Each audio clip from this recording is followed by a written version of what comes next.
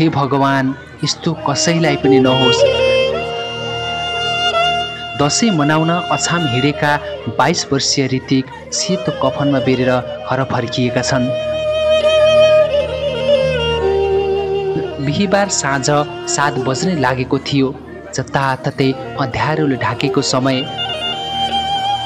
त्यो अँध्यारो क्षणमा एउटा उज्यालो अनुहार सधैँका लागि संसार छाड्यो। अँध्यारो पनि किन नहोस्, कलिलो उमेरमै सडक दुर्घटनामा ऋतिक साईले ज्यान गुमाए। कोहलपुर 2 निवासी ऋतिक साईको घरमा सयौं सङ्ख्यामा मान्छे देखिन्थे। सबैको आँखामा आँसु टिलपिल टिलपिल गरिरहेको थियो। यता ऋतिकको आमा भकालिँदै रोइरहेकी थिइन्। सबैको आँखाबाट आँसु बगिरहेको थियो। केही बेरमा 81 सब्बाहन एम्बुलेन्स आउँछ, जहाँ दसैँ मनाउन कोहलपुरदेखि अछाम हिँडेका 22 वर्षीय ऋतिक साईको पार्थिव शरीर राखिएको हुन्छ। भर्खर भर्खर बढ्दो उमेरमा लाउँ लाउँ खाउँ खाउँ भन्ने कलिलो उमेरमा टपक्कै टिपेर दैवले एक परिवारको खुसी खुसी दियो। ऋतिक भर्खर भर्खर मात्रै फुल खेल्दै थिए।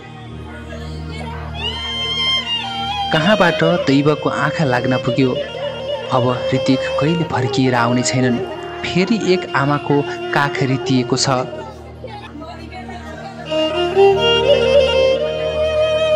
रत्न राजमार्गको छिन्चु सडक खण्डको पाडुलेमा ना 5 ख 5608 नम्बरको ट्रकले अछाम जाँदै गरेका लुम्बिनी प्रदेश 03001 प 3631 नम्बरको बुलेट बाइकलाई ठक्कर दिएको थियो।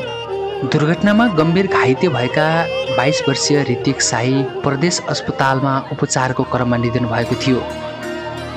पोस्टमार्टमपछि ऋतिक साईको पार्थिव शरीर कोहलपुरमा ल्याइएको छ।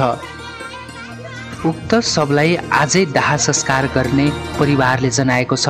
हार्दिक श्रद्धाञ्जली ऋतिक।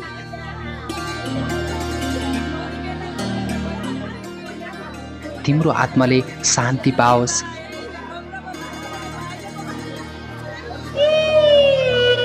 परिवारजनप्रति धैर्य धारण गर्ने शक्ति ईश्वरले प्रदान गरून्।